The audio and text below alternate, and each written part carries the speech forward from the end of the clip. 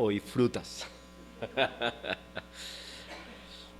Pues hermanos, hoy hace 2000 años más o menos, dice la escritura en Hechos 2:1, que llegó el día de Pentecostés y que estaban los hermanos todos unánimes juntos. Y les quiero preguntar más o menos cuántas personas estaban reunidas juntas allí en ese lugar que parece que era el aposento alto. ¿Cuántos estaban? Según la escritura. Unas 120 personas, eran poquitos, ¿verdad? Eran poquitos. Y sin embargo, vamos a ver que lo que estaba pasando ese día era algo que después en otras escrituras nos explican, era mucho más importante que lo que jamás había pasado en la historia del pueblo de Dios.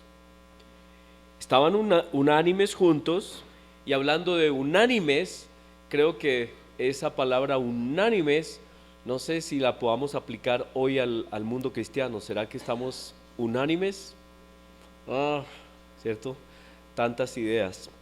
Pero bueno, estaban unánimes juntos, y de repente vino del cielo un estruendo como de un viento recio que soplaba, el cual llenó toda la casa donde estaban sentados, y se les aparecieron lenguas repartidas como de fuego, asentándose sobre cada uno de ellos, y fueron todos llenos del Espíritu Santo, y comenzaron a hablar en otras lenguas según el Espíritu les daba que hablaran. Y fue algo extraordinario, pero el autor de Hebreos nos dice que lo que allí pasó, aunque eran poquitas personas, 120, y no era algo realmente tan espectacular como lo fue el Sinaí, sin embargo lo que allí pasó cambió la historia de la humanidad de una manera tan impresionante, que es lo que hoy vamos a ver. Y dice Hebreos, en Hebreos capítulo 12 dice que nosotros hoy, después de este acontecimiento, no nos hemos acercado al monte que se podía palpar, al monte que ardía con fuego, a la oscuridad, a las tinieblas, la tempestad, al sonido de trompeta, a la voz que hablaba, la cual los que la oyeron rogaron que no se les hablase más, porque no podían soportar lo que se les ordenaba. Y Moisés dijo: estoy espantado, estoy temblando. ¿Cuándo pasó esto? ¿Y llegaron a dónde? Cuando estuvieron espantados y todo se movía y temblaba y todo era impresionante, y el pueblo tuvo miedo, y el pueblo le dijo a Moisés: Moisés, habla tú con Dios, pero nosotros no queremos. ¿Cuándo fue? Muy bien, estaba hablando del Sinaí. Entonces está diciendo que nosotros no nos hemos acercado al Sinaí, a pesar de todo lo poderoso, de lo grandioso que pasó en el Sinaí. Nosotros, la iglesia, dice, se ha acercado a un monte que no era un monte físico, sino versículo 22, Hebreos 12:22 dice: sino que os habéis acercado al monte de Sión. ¿Qué monte es ese? ¿Cuál es el monte de Sión? Es un símbolo, es una manera de hablar del autor de Hebreos para decirnos que nos hemos acercado a la ciudad, al lugar donde procede el Espíritu y la ley de Dios. ¿Qué fue lo que fue entregado en el Sinaí? ¿Qué sucedió en el Sinaí? La ley, muy bien. Pero dice aquí que nosotros nos acercamos al monte de Sión, a la ciudad del Dios vivo. Y dice, está haciendo una comparación, y dice que lo que está pasando ahora, que lo que pasó desde Pentecostés hacia acá, es mucho más importante que lo que sucedió en el Sinaí. Porque nosotros nos hemos acercado a un monte distinto, no a un monte físico, no a un monte que humeaba y que temblaba todo, pero era después de todo físico, sino que nos hemos acercado al monte de Sión, a la ciudad del Dios vivo, a la Jerusalén celestial, a la compañía de muchos millares de ángeles, a la congregación de los primogénitos que están inscritos en los cielos, a Dios, el juez de todos, a los espíritus de los justos hechos perfectos, a Jesús, el mediador de un nuevo pacto. Y entonces hace una comparación, dice, en este nuevo pacto, Jesucristo es el que está recibiendo, digámoslo así, en un sentido, es el mediador de este pacto. En el antiguo pacto el mediador era Moisés. Y está diciendo el autor de Hebreos que nosotros, a pesar de todo lo impresionante del Sinaí, que fue algo increíble, yo creo que todo temblaba y la descripción es impresionante, pero dice acá que nosotros nos acercamos a un monte distinto, a un monte, a un reino. Los montes son símbolos de reinos y nos hemos acercado a un mejor mediador, que es Cristo. Así que lo que pasó en Pentecostés, en comparación con lo que pasó en el Sinaí, es mucho más grande, es mucho más poderoso y tiene mucho más significado. Pero para entenderlo necesitamos hacer como un recuento. Necesitamos hacer un recuento y eso es lo que hoy quiero que hagamos rápidamente. Voy a ir corriendo por muchas escrituras. El asunto es que en el Antiguo Testamento Dios comenzó a revelar su plan de salvación cuando sacó a Israel de Egipto. Y lo primero que Dios hizo para sacar a su pueblo de Egipto, la primera cosa que hizo simbólica de lo que iba a venir, lo primero que era profético fue el cordero. ¿Se acuerdan del cordero? Les dijo que se reunieran en familias y comieran este cordero y que tomaran la sangre y la untaran en las puertas, y iba a pasar el ángel de la muerte. Donde no hubiera esa sangre, allí el primogénito iba a morir. Y por eso esa fiesta se llama Passover, o pasar por encima de. Pascua quiere decir pasar por encima de. Y allí se estableció la Pascua. La Pascua. Ahora yo quiero que se pongan un momentico, hagan el ejercicio, hagamos el ejercicio de sentirnos como si fuéramos israelitas. Y si fuéramos israelitas y estuviéramos allí en Egipto y nos mandan a comer el cordero, ¿cómo se imaginan que eran los israelitas después de 300 o más años de esclavitud? ¿Cómo eran los israelitas? ¿Cómo serían? Esclavos, primero que todo eran esclavos, con una cantidad de ideas y con una cantidad de creencias que después se manifiestan cuando salen. Dicen, es una frase que seguramente ustedes la conocen, que Dios pudo sacar a Israel de Egipto, pero no pudo sacar a Egipto de Israel, ¿cierto? Porque llevaban toda esta mentalidad pagana, la llevaban, era un pueblo pagano. ¿Ustedes creen? Es en serio, eran paganos, aunque decían que creían en Dios y claro, tenían esperanza porque sí, la tenían, pero habían muchas cosas que se les habían pegado, ¿no? Viviendo tantos siglos bajo la opresión. Porque ¿qué hace la opresión? ¿Qué hace la opresión? Según las escrituras, ¿qué hace la opresión? Dice, la opresión entontece al sabio. Dice, creo que es Eclesiastés, si alguien la encuentra, fantástico. No la tengo en mis notas, pero dice que la opresión entontece, vuelve bruto, tonto. ¿Por qué? Porque le quitan los libros, le quitan la manera de educarse, le quitan la manera de pensar, lo ponen como a los soldaditos. ¿Qué hacen con los soldados? No, los levantan a las 4, los acuestan a las 12 y todo es trote, trote y dice, vamos a marchar, vamos a matar, vamos, y los entontecen, los vuelven máquinas de disparar. No hay tiempo de meditar, de nada. De eso se trata la esclavitud. Y ese pueblo era esclavo, el pueblo de Israel estaba esclavo hacía siglos. Lo primero que Dios les dio entonces fue la Pascua, y con la Pascua les dio la salida de Egipto, los libertó de Egipto, y ellos habían estado muchos siglos allí y salieron de Egipto. Ahora, ¿qué significado tenía el cordero? El cordero de la Pascua. El Mesías, significaba el Mesías, pero acuérdense, ese pueblo era esclavo.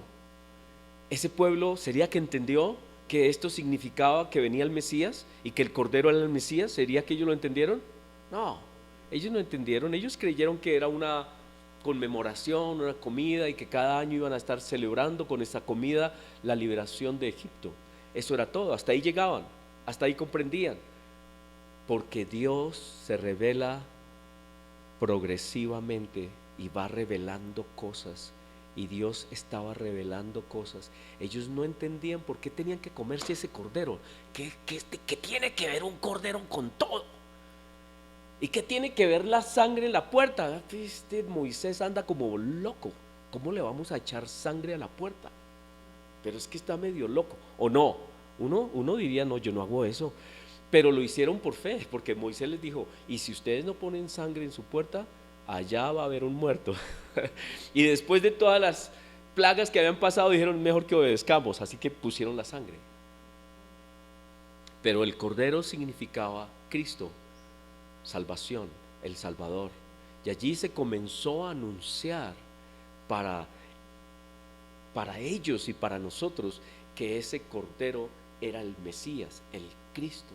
Y luego ellos, dice la escritura, que salieron rápido y no alcanzó a leudarse el pan, y eso se convirtió en una fiesta que Dios usó para explicar que así como ellos salieron rápido y no se alcanzó a leudar el pan, ellos debían mantener la limpieza de una vida sin levadura del pecado, y celebraban 7 días de panes sin pecado, sin levadura. Y eso hablaba de que el Cordero iba a venir a quitar el pecado. 7 días, eran 7 días, y 7 significa perfecto, iba a quitar el pecado completamente. 7 días de panes sin levadura. Muy bien, así que Dios los sacó de Egipto, y otra vez voy a decir lo mismo que acabo de decir. ¿Quién los sacó? Dios. ¿De quién era la obra? De Dios. Fue el poder de Israel que se armó y dijo, vamos a combatir y vamos a organizarnos contra los egipcios y nos vamos a liberar. No. ¿Quién fue el que hizo toda la obra de todos los hechos milagrosos? ¿Quién los hizo? Dios. Así que es una obra divina, y esto también anuncia algo. La obra de Dios es la obra de Dios, y nosotros simplemente la creemos o la rechazamos, o participamos o nos alejamos, o le creemos a Dios o no le creemos. Así de sencillo es, porque es por fe, es por creer, no porque nosotros podamos. Nosotros no podemos liberarnos de la esclavitud y de las tinieblas y del poder de la muerte. Es Cristo el que nos saca de ahí. Así que comenzó esos símbolos. Dios usó todo lo que va a pasar ahora en la vida del pueblo de Israel como símbolos para hablarnos a ellos primeramente, pero no entendieron. Los profetas estudiaban estas cosas y decían, ¿qué significa eso? ¿Qué significan los ritos? ¿Qué significa Pascua? ¿Qué significa panes sin levadura? Y ahora Dios los saca y ellos van por el desierto 40 años. ¿Por qué? ¿Por qué están en el desierto 40 años? Porque sí, fueron y miraron la tierra y dijeron, muy linda, pero allá hay unos gigantes, son tipos como de 4 metros y no medían sino 1,50, pero ellos los vieron grandísimos. Y tuvieron miedo y no fueron.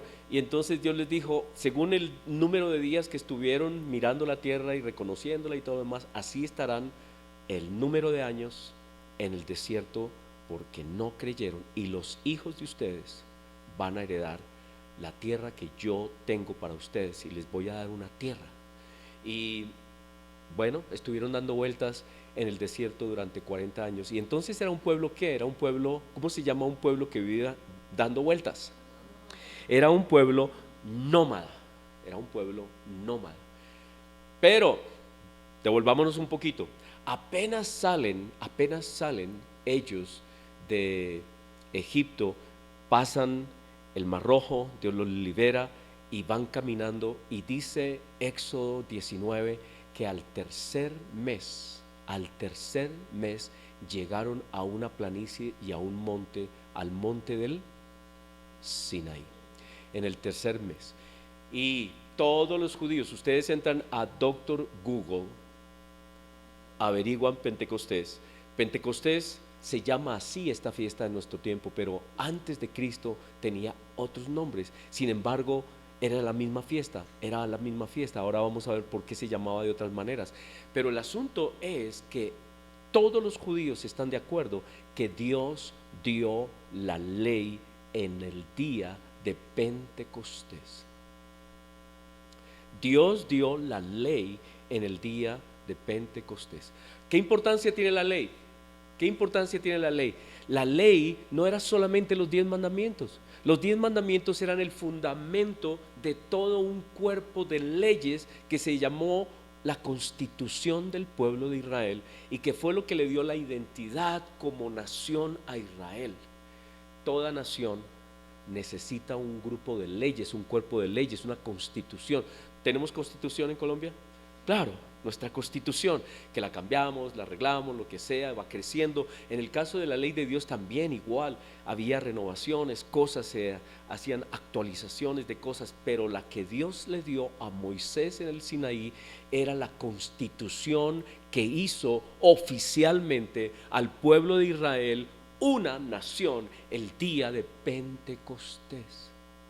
En Pentecostés, en la Pascua, el día de la fiesta de la Pascua, salieron de Egipto, les dio libertad, pero en Pentecostés los hizo una nación, con una ley, con una constitución, los constituyó en su pueblo, en su nación, y les dio un grupo de leyes que eran leyes que procedían del corazón de Dios. Claro que habían otras naciones que tenían también leyes, pero esta ley tenía algo muy especial: el encabezado de esa ley: no tendrás dioses ajenos delante de mí, y yo soy el Señor tu Dios que te saqué de Egipto. Y entonces esas leyes indican que el verdadero Dios es el Dios que sacó a Israel de Egipto.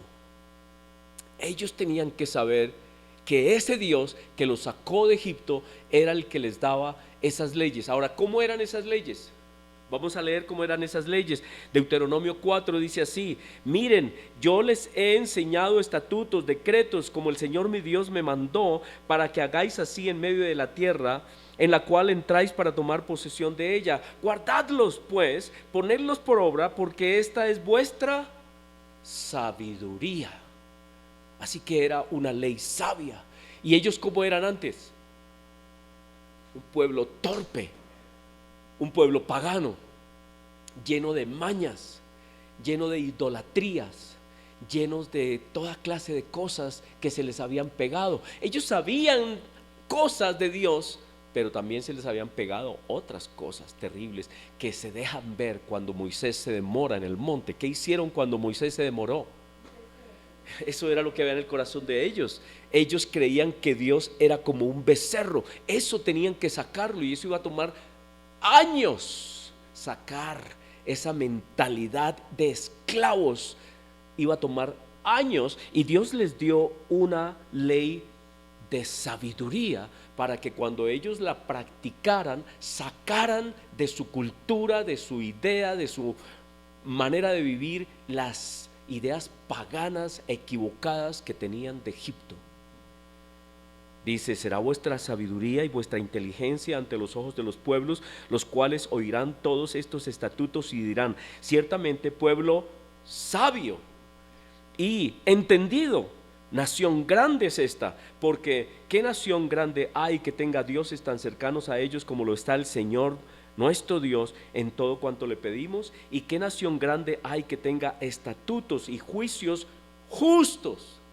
Así que además la ley de Dios era un sistema de leyes que traían justicia.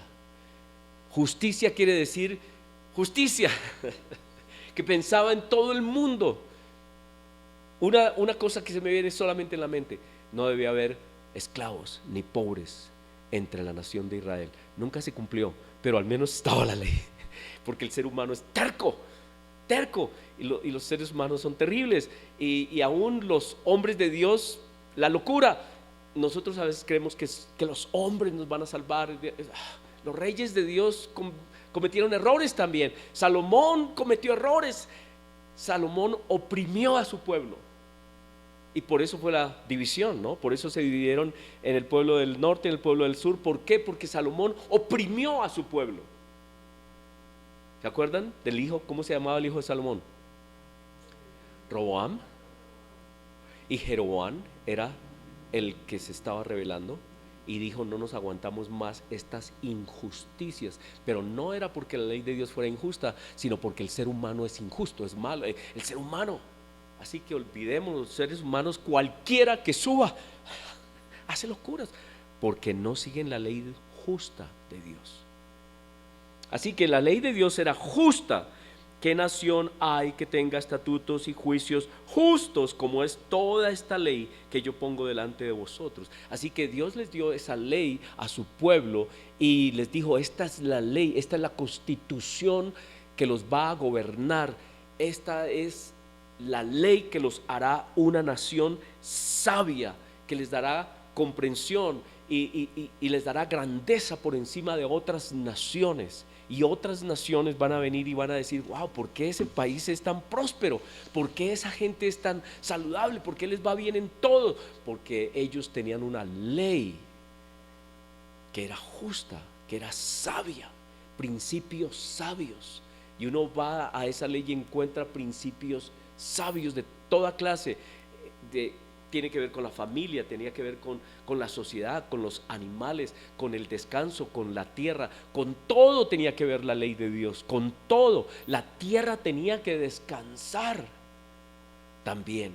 No se podía cultivar la tierra así como ahora la explotamos. No, llegaba un tiempo en que la tierra tenía que dejarse quieta y no producir nada durante un año, cada séptimo año. Y se tenía que rotar la tierra, principios que han pasado siglos y todavía no los practicamos. El asunto es que Dios entonces les dio su ley, los hizo una nación, y con esto estaba profetizando. Dios estaba profetizando cosas que ellos todavía no entendían en ese tiempo, como no entendieron la Pascua, como no entendieron los panes sin levadura, como no entendieron muchas cosas, tampoco entendieron qué sentido tenía el tema de la ley. Ellos veían algo como muy inmediato, pero esa ley hablaba, y esa nación que Dios estaba estableciendo hablaba de lo que Dios estaba proponiendo hacer. A través de los siglos Él iba a revelar cosas, porque la revelación de Dios es progresiva. Es decir, cada vez a medida que nos mantenemos en el caminar con Dios, vamos comprendiendo, Dios nos va revelando cosas. Dios les fue revelando cosas a ellos. Y ellos inicialmente, cuando eran nómadas, todavía no habían llegado a la tierra prometida, no entendían cosas que Dios después va a usar para hablar acerca del futuro. Pero cuando llegaron finalmente, después de esos 40 años, llegaron a la tierra prometida y entraron a la tierra prometida. Miren lo que pasó, miren lo que sucedió. Josué capítulo 5, versículo 10. Josué 5, 10. Aquí el contexto es que ya han pasado el Jordán, Dios los ha traído, Dios ya tiene todo listo, la tierra está ya asignada a las tribus y van a entrar, y finalmente entraron a la tierra prometida y se asentaron en lugares, y ha pasado cierto tiempo y están celebrando la primera Pascua como un pueblo ya no nómada, sino un pueblo que está asentado en la tierra prometida. Han llegado a la tierra prometida, han trabajado la tierra y están cosechando los frutos de la tierra por primera vez. Mire lo que dice Josué capítulo 5 versículo 10. Y dice: y los hijos de Israel acamparon en Gilgal y celebraron la Pascua a los 14 días del mes por la tarde en los llanos de Jericó. Y al otro día de la Pascua comieron del fruto de la tierra, los panes sin levadura, y en el mismo día espigas nuevas tostadas, y el maná cesó el día siguiente. Nos dice, ¿qué nos dice? Nos dice que Dios había estado dándoles el maná todos estos 40 años. Dios los había estado alimentando de manera milagrosa, porque ellos estaban en el desierto, no había cosas que comer como uno quisiera, pero Dios nunca los dejó. Dios siempre les dio de comer, Dios de manera milagrosa. Pero ¿saben qué pasa? Que a uno las cosas que se vuelven normales ya no le parecen milagro, ¿no? Ya no son milagro. A ver, cómo que así? ¿Cómo que no hay huevitos hoy? Todos los días hay huevos en esta casa, hermano. Normal, ¿sí o no? Normal. Pero espérate, eso no es normal. Tú sabes lo que tiene que pasar para que hayan esos huevitos en la casa. Hay un cúmulo de cosas que tienen que pasar para que hayan. Y igual con el maná, era que Dios estaba dándoles el maná todo el tiempo. Dios estuvo con ellos todo el tiempo. ¿Y saben qué? Eso es muy lindo, porque a pesar de la rebelión de ellos, a pesar de lo testarudos, de lo tercos, de todo lo que hicieron, Dios nunca les dejó de dar de comer. Y saben que también es muy lindo que dice que aún en nuestras vidas Dios le da al malo y al bueno. Dios no dice, usted es malo, voy a hacer que sobre usted no alumbre el sol. Imagínense, voy a hacer que las papas suyas no tengan vitaminas. O yo no sé, Dios no es así, Dios es lindo, Dios nos da de comer, pero ¿saben qué? Se nos vuelve natural, normal, es que, ¿cómo así que no me va a dar? ¿Usted qué le pasó? Pero el asunto es que aquí nos deja claro, Dios estuvo con ellos todo el tiempo. Y llegó el día en que cuando Él vio que ya estaban en la tierra y que podían producir y que ya estaban asentados, que habían dejado de ser nómadas, Dios dijo, ya no hay necesidad de más maná. ¿Significa eso que Dios ya no les iba a dar más? No, les iba a dar de otra manera. Y esto es lo que nos comienza a revelar, que Dios les iba a proveer de otra manera. ¿Cómo les iba a proveer? Vamos a ver. Dice, y el maná cesó el día siguiente, desde que comenzaron a comer el fruto de la tierra, y los hijos de Israel nunca más tuvieron maná, sino que comieron de los frutos de la tierra de Canaán aquel año, y de ahí en adelante.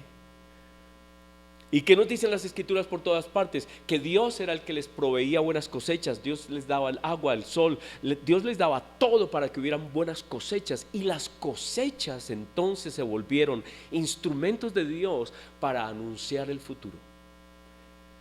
Dios usó las cosechas para anunciar el futuro. Y nos dice, y esto tiene que ver con Pentecostés, que la primer cosecha del año. Yo soy campesino de la ciudad. ¿Qué quiere decir? Que lo único que sé es aspirar el humo de los buses, porque es lo único que sé hacer. Pero ¿quiénes han trabajado la tierra? Los que trabajan la tierra, los que tienen alguna finquita y tienen las experiencias saben. Pero el asunto es que yo entiendo que habían dos cosechas importantes en Israel, la del primer semestre y la del segundo semestre. Y en el primer semestre se le llamaba los primeros frutos. Ahora sí están relacionando primeros frutos. ¿Con qué se relaciona? Pentecostés, con Pentecostés. Entonces, Dios dice que en esos primeros frutos iba Dios a tomar símbolos de esos primeros frutos para hablar de su obra futura. Y una de las cosas que le pidió a Israel es que de esos primeros frutos que ellos iban a recibir cada año debían, digamos que esa cosecha, según entiendo, mayormente era de cebada, habían otras, pero de cebada, se daba cercano a Pentecostés, ya se había recogido esa primer cosecha y se celebraba en Pentecostés la recolección de esa cosecha. Pero antes de recoger la cosecha, antes, en los días de los panes sin levadura, se están poniendo en el tiempo, viene Pascua,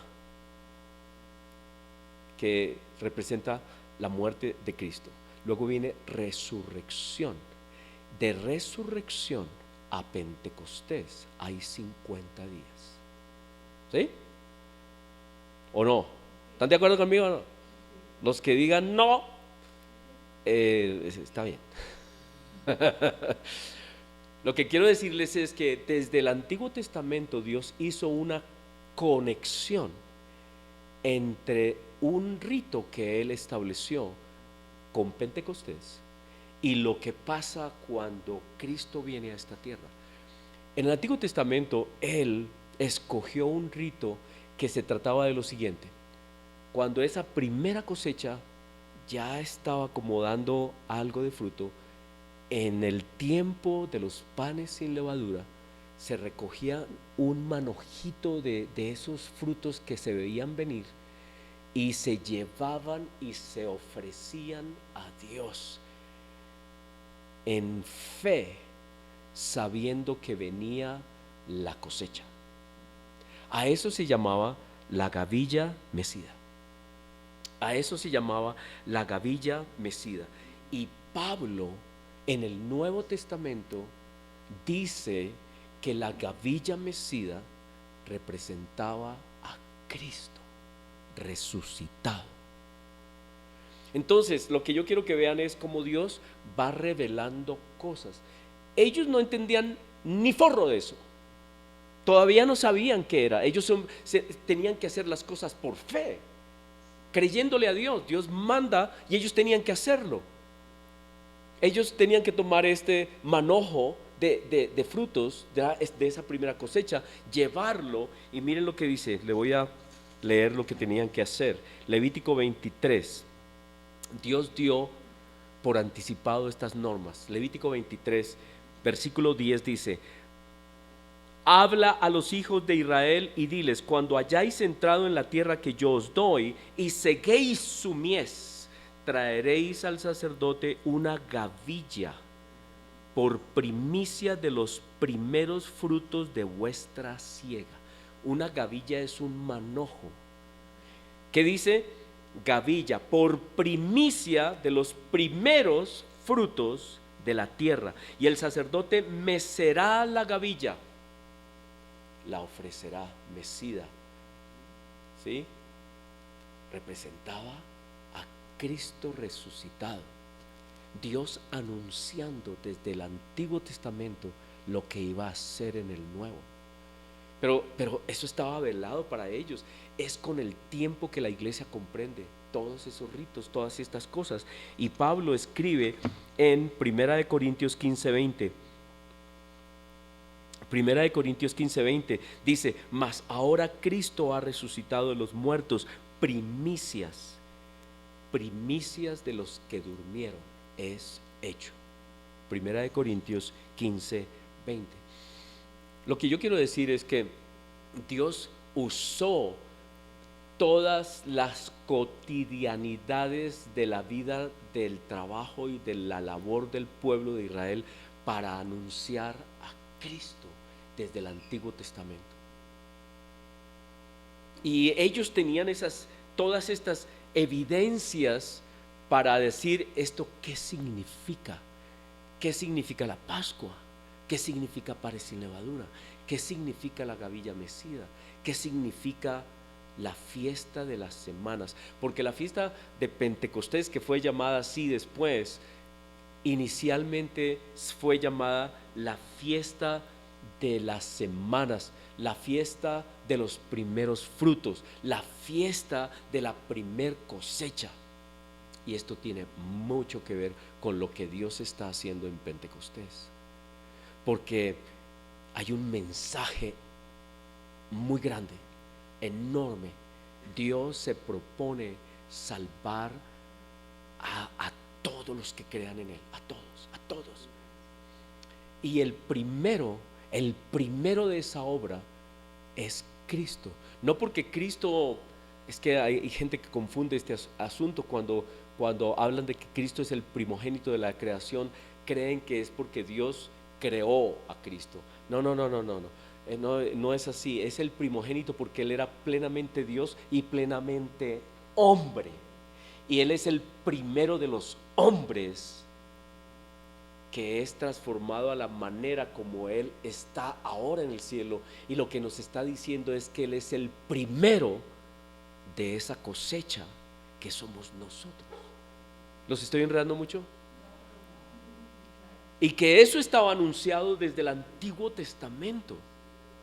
Desde el Antiguo Testamento estaba anunciado. Así que ellos, los israelitas en el Antiguo Testamento, fueron uniendo cosas. Y en Pentecostés, lo que hoy llamamos Pentecostés, que en ese tiempo se llamaba la fiesta de las semanas. Ahora, ¿por qué se llama la fiesta de las semanas? Porque había que contar 7 semanas. Al día siguiente de la 7ª semana era la fiesta de la alegría, del gozo, de la celebración de que la primer cosecha había llegado, y entonces se tomaban frutos de esa cosecha y se ofrecían a Dios.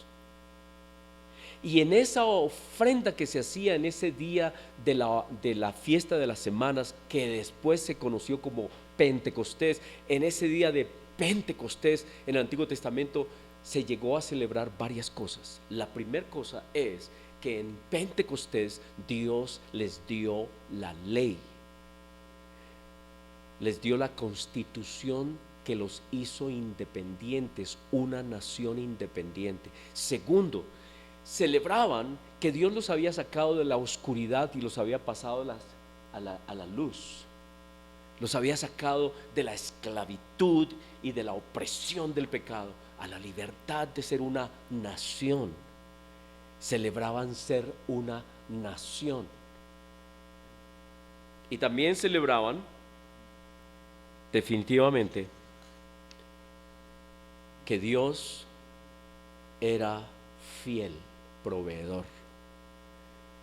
Antes les había dado el maná, ahora les daba las lluvias y les daba la tierra y les daba todas las condiciones para que ellos tuvieran cosechas abundantes.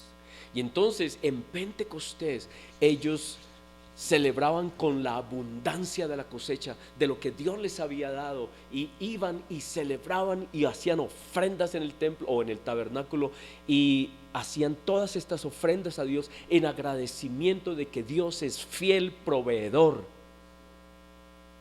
Entonces miren lo que es Pentecostés: ley, nación, fidelidad de Dios, un Dios que es fiel, un Dios que es el que nos da la ley y un Dios que nos hace una nación. Eso es todo Pentecostés. Pero ellos lo veían desde el punto de vista del Antiguo Testamento. Ahora lo vamos a pasar al Nuevo Testamento, porque lo que Dios está haciendo, solo que en el Antiguo Testamento se hacía de una manera muy física. Todo era físico, era una nación física, en un lugar físico, en una tierra física, en una ley física. Todo era muy de la tierra. En el Nuevo Testamento, por eso les comencé diciendo que el autor de Hebreos dice que lo que pasó en Pentecostés, cuando vino el Espíritu Santo de la manera como sucedió en Hechos, es mucho más grande, es más impresionante que lo que sucede en el Antiguo Testamento en el Sinaí, porque ya no se trata de una ley física, de ritos físicos, de días físicos, de cosas físicas, sino es la ley de Cristo escrita en nuestros corazones por el Espíritu de Dios que Él nos da. Y algo hace, porque esta es una obra de Dios, es una obra que Él hace, no es nosotros. Nosotros no podemos hacer esta obra. Nosotros no podemos salir de la esclavitud de las tinieblas y caminar solos hacia la luz. Es Cristo el que tiene que hacer eso por nosotros. Y es el Espíritu de Dios el que hace eso por nosotros. Y que Él nos hace un pueblo más grande, más poderoso, un pueblo espiritual que tiene la ley de Cristo, y que ahora tenemos un reino, y que esas tierras donde ellos vivían, ese pueblo de Israel era el símbolo de lo que es la iglesia y de lo que es el reino que ha comenzado con la iglesia y que va a terminar, y que vamos a llegar al momento en que estaremos espiritualmente en ese reino, un reino espiritual. Y que Dios nos está dando pruebas físicas que podamos mirar, que son tangibles, que las podemos ver, que podemos ir a la historia y corroborar que es verdad, para que nosotros hoy tengamos fe de que Él va a hacer eso con nosotros en el futuro. Él nos dice: mira al pasado lo que yo he hecho, y te darás cuenta y tendrás convicción de que yo voy a hacer lo que he prometido. Porque en el pasado ya lo hice físicamente, para que tú te des cuenta que lo he hecho en el pasado. Todo estaba anunciado desde el pasado, y yo lo voy a hacer en el futuro. Entonces todo el Antiguo Testamento está hecho para afirmar la fe. Y por eso es que tenemos que ir al Antiguo Testamento con los ojos de Cristo, para ver cómo estaba anunciado Cristo en el Antiguo Testamento, cómo estaba anunciada la obra de Dios, cómo estaba anunciada la salvación desde el comienzo, porque es el Espíritu Santo el que está haciendo esta obra. Y la creación dice, Génesis 1, versículo 1 y 2, dice que Dios creó todas las cosas, pero que algo pasó increíble, y en el versículo 2 dice que había tinieblas, pero que el Espíritu de Dios estaba ahí sobre esas tinieblas, y el Espíritu de Dios gobernó y trajo la luz. Trajo la luz, quitó las tinieblas, estableció la luz, y fue el primero, el segundo, el tercero, el séptimo día. Todos esos días fue el Espíritu de Dios. El Espíritu de Dios ha estado en la creación. Él es el que está haciendo esta obra de sacarnos de las tinieblas a la luz. Fue por el poder del Espíritu Santo que Dios sacó a su pueblo de Egipto. Fue por el Espíritu Santo que Dios dio su ley en el Sinaí. Fue por el Espíritu Santo que Dios dio de comer a su pueblo. Y es por el Espíritu Santo que Dios está haciendo esta obra con nosotros hoy. No lo vemos, no lo sentimos. Yo a veces quiero meter un dedito por aquí a ver si logro coger el Espíritu Santo. No lo vemos, no, pero Él está obrando y lo creemos por fe. ¿Por qué lo creemos? Porque Dios nos ha dado evidencias suficientes en el Antiguo Testamento para decir: Dios ha estado obrando, Él lo dijo y lo va a hacer, y lo está haciendo conmigo. Y Pentecostés significa que Dios lo comenzó a hacer y lo está haciendo conmigo. Ahora, hay unas escrituras muy lindas del Antiguo Testamento, y es que cuando el pueblo de Israel salió de Egipto, salió también multitud de gentes con ellos. Multitud de gente con ellos. Dice la escritura en Éxodo 12:38, dice: también subió con ellos, con Israel subió grande multitud de toda clase de gentes.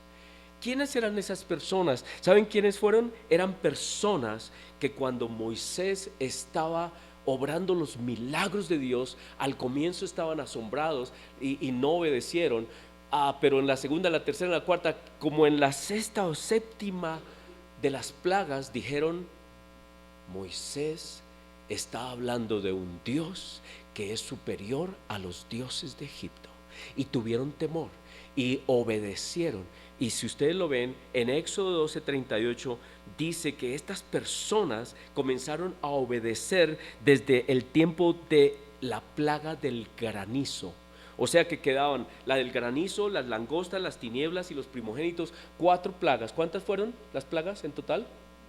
10. O sea que desde la sexta plaga hubo gente que dijo: de los egipcios, aquí hay algo que está pasando, y es algo que es de un Dios superior a los egipcios, y vamos a creer. Y esas personas creyeron y salieron con Israel, lo cual anuncia que el evangelio y el mensaje de Dios no era solamente para Israel, era para todo aquel que creyera. Siempre ha sido así. El pueblo de Israel creyó que el pacto era solo con Israel. No, es para todo aquel que creyera. Y Pentecostés, cuando habla de las diversas lenguas, que vinieron distintas lenguas y comenzaron a hablar en distintas lenguas, quiere decir que Dios va a hacer posible que su evangelio llegue a todo pueblo, toda nación, a toda raza, a toda lengua, a todo pueblo que hay en el mundo, porque todos oirán de Él. Y cuando dice que es el Espíritu Santo, que el Espíritu Santo es el que estaba involucrado en la creación, sacar la creación de las tinieblas y ponerlas en la luz, Moisés está mostrando que la obra de Dios era sacarlos de la esclavitud y de la oscuridad de la esclavitud, y sacarlos a la libertad de un pueblo de Dios, con la ley de Dios. Es lo mismo que está haciendo con nosotros. Es la obra del Espíritu. Es la obra del Espíritu de Dios. Dios es el que hace esa obra, y el Espíritu, por medio del Espíritu, la salvación es una obra trinitaria en la que está el Padre, el Hijo y el Espíritu Santo involucrados. Es un misterio cómo cada uno está trabajando, pero si vamos al ministerio de la obra de Cristo, fue por el Espíritu Santo es que María, de alguna manera increíble, queda embarazada, y por el Espíritu Santo es que esa criatura crece en ella.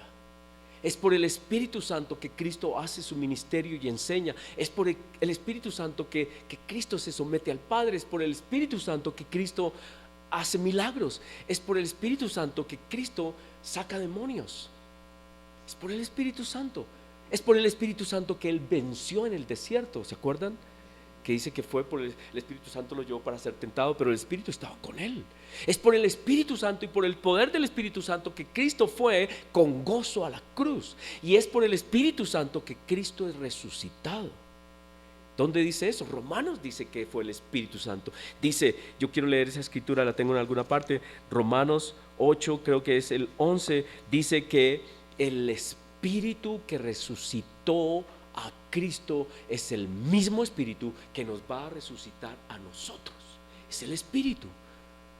Cuando celebramos Pentecostés, estamos hablando de la obra de la tercera persona de la Trinidad, que es una obra callada, porque el Espíritu Santo no trae tanto la atención sobre sí mismo, sino que la obra del Espíritu Santo es enfocar sobre Cristo, quien sufrió la cruz.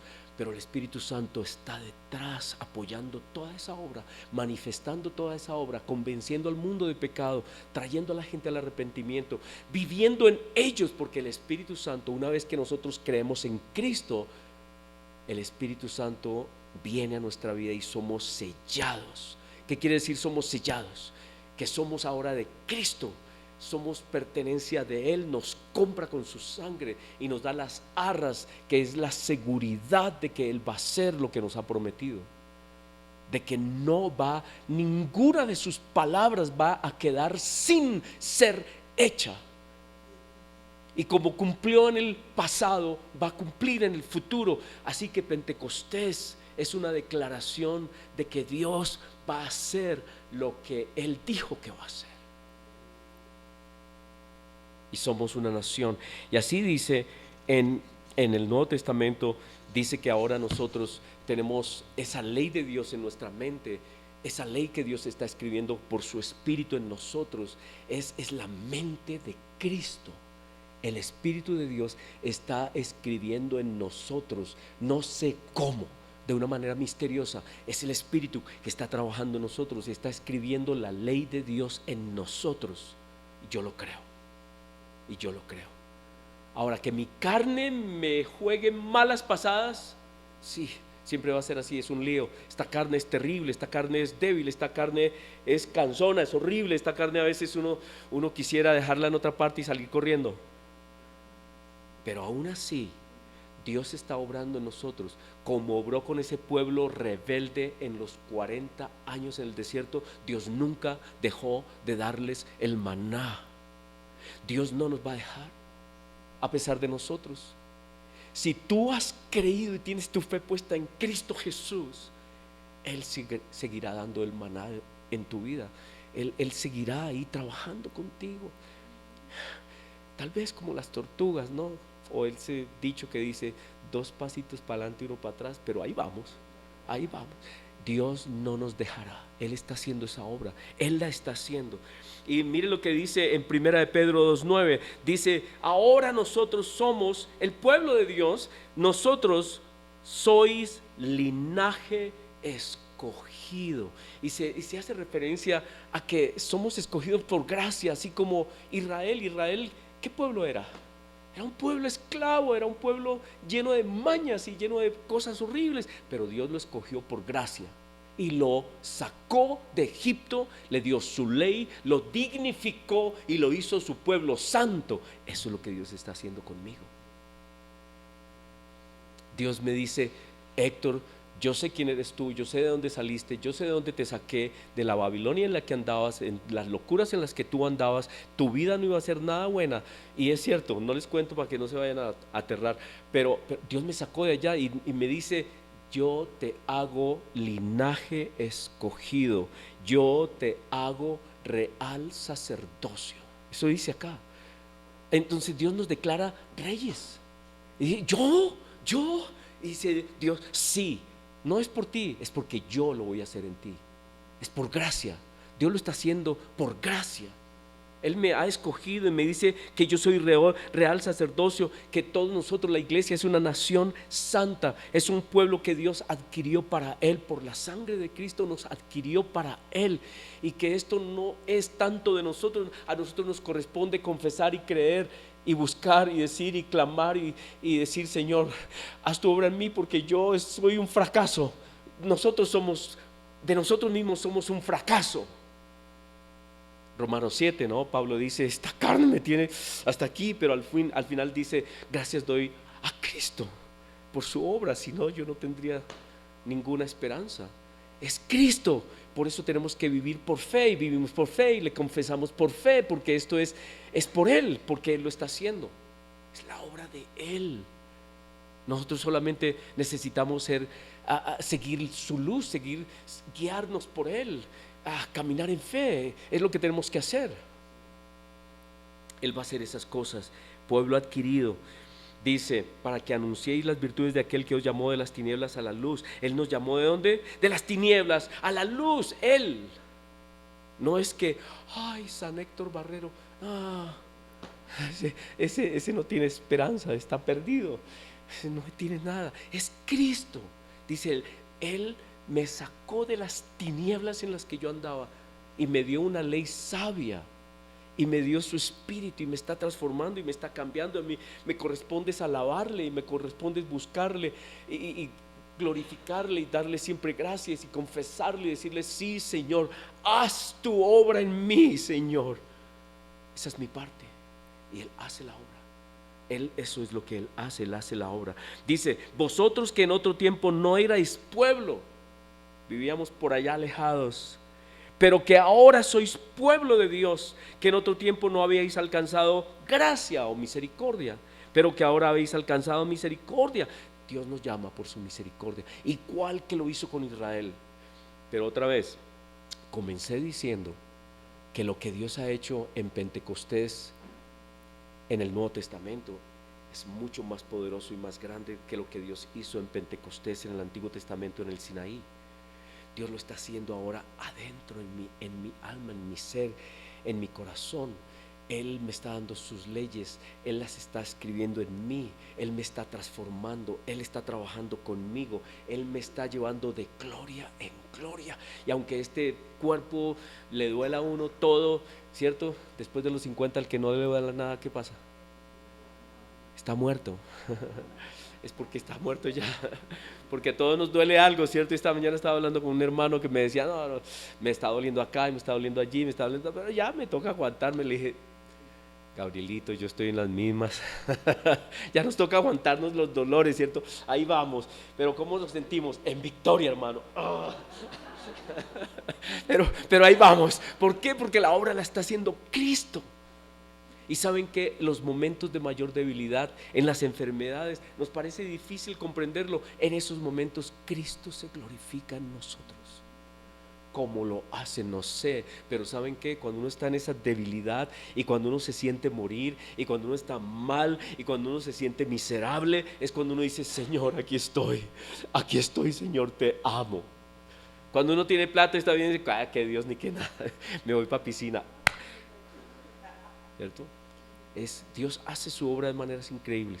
Muy bien, así que Dios está haciendo esa obra, y es por el poder de su Espíritu. Y por el poder de su Espíritu es que nosotros podemos afrontar pruebas, tentaciones, persecuciones, sufrimientos, enfermedades. Aunque decimos: yo no puedo, pero Él dice: sí, cuando vengan esas cosas a tu vida, yo estaré contigo y te daré las fuerzas. Una de las cosas que a mí me impresiona es los que murieron en tortura por el amor a Cristo.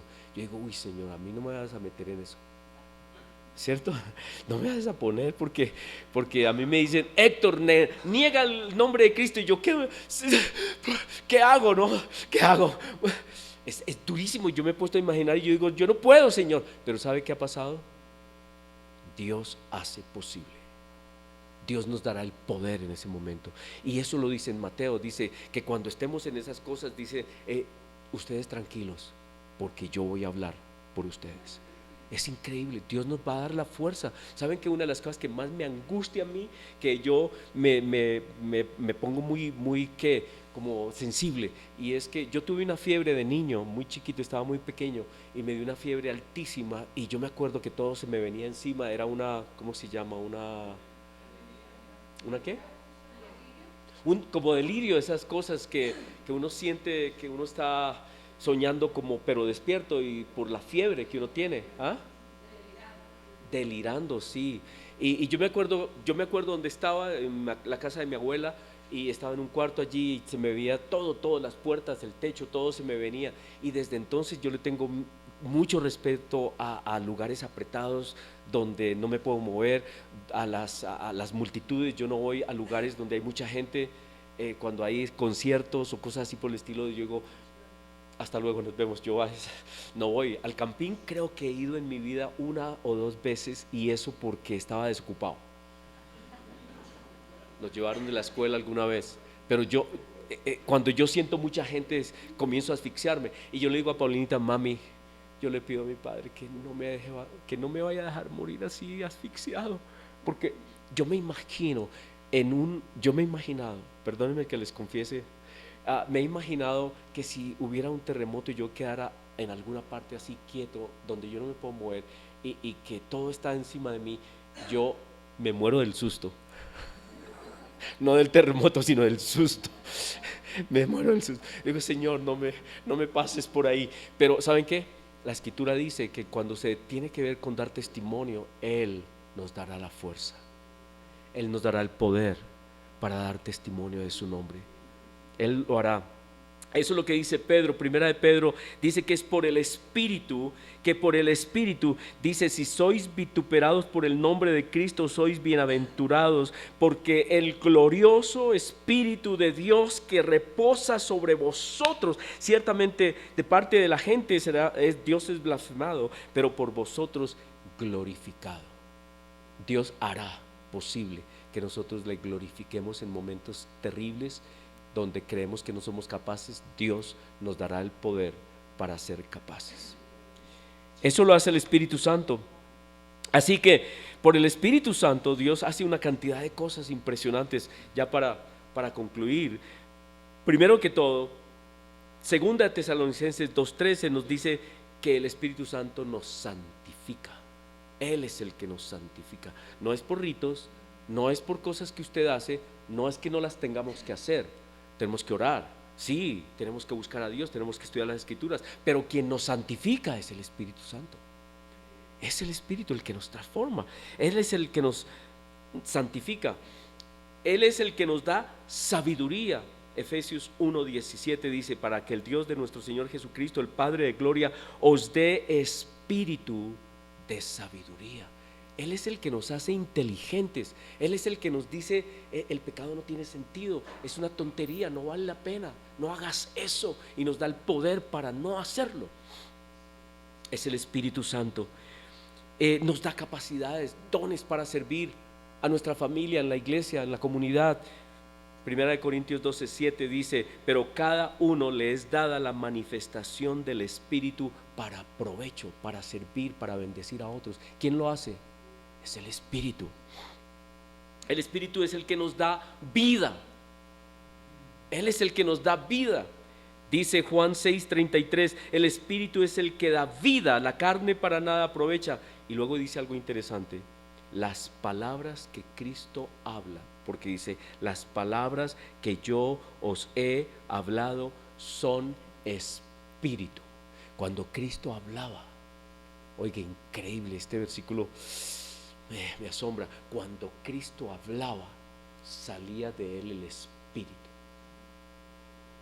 Las palabras que yo os he hablado son espíritu y son vida.